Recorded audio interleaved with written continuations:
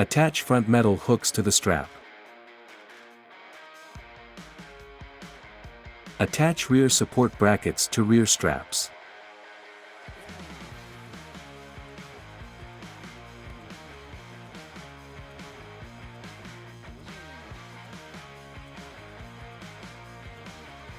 Slide rear mounting brackets through seat.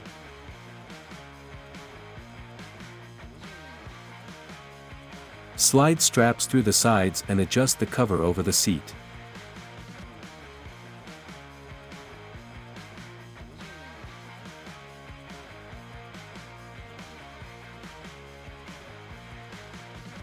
To access the seat's backside, release it underneath.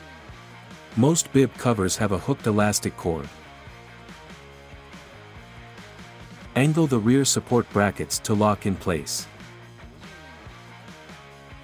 Wrap elastic strap around the back of the seat and connect buckle.